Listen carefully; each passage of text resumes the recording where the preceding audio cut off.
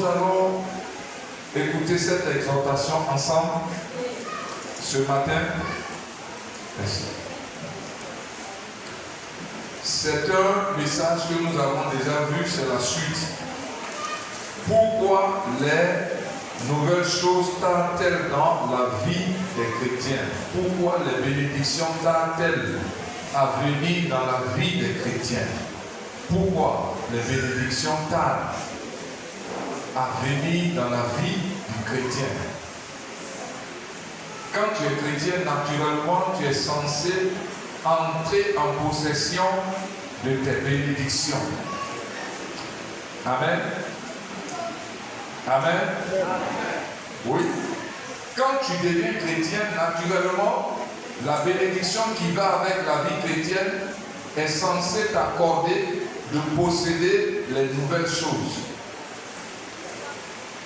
Mais généralement, dans beaucoup de cas, on voit que ces bénédictions-là tardent.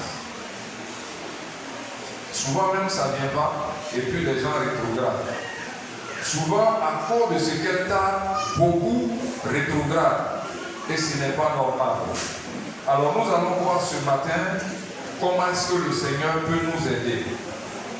Alors prends ta Bible avec moi dans le livre de Matthieu 19 à partir du verset 16.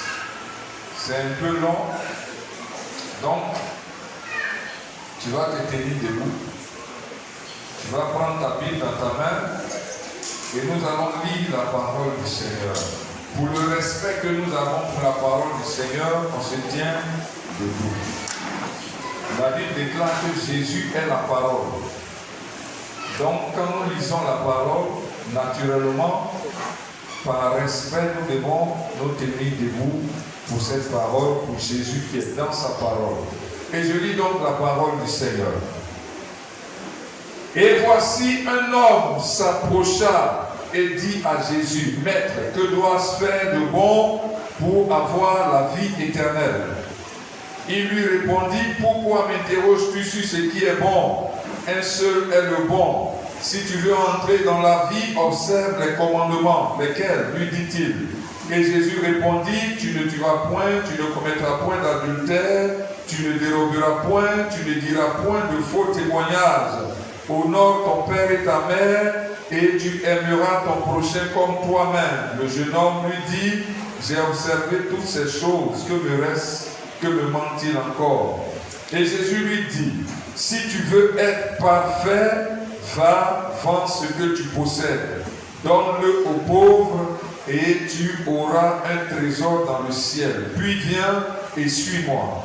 Après avoir entendu ces choses, ces paroles, le jeune homme s'en alla tout triste, car il avait de grands biens. Jésus dit à ses disciples, je vous le dis en vérité, un riche entrera difficilement dans le royaume des cieux. Je vous le dis encore, il est plus difficile à un chameau de passer par le trou d'une aiguille qu'à un riche d'entrer dans le royaume de Dieu. Les disciples ayant entendu cela furent très étonnés et dirent, qui peut donc être sauvé? Jésus les regarda et leur dit, aux hommes cela est impossible, mais à Dieu tout est possible. Pierre, prenant alors la parole, lui dit, voici, nous avons tout quitté et nous t'avons suivi. Quand sera-t-il pour nous? Et le Seigneur leur répondit, je vous le dis en vérité, quand le Fils de l'homme, au renouvellement de toutes choses, sera assis sur le trône de sa gloire, vous qui m'avez suivi, vous serez de même assis sur 12 trônes, et vous jugerez les 12 tribus d'Israël.